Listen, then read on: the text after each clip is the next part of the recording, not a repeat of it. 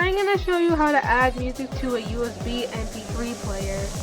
So, you're obviously gonna need your USB mp3 player.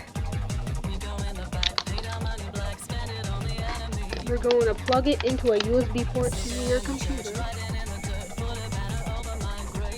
And it should show up.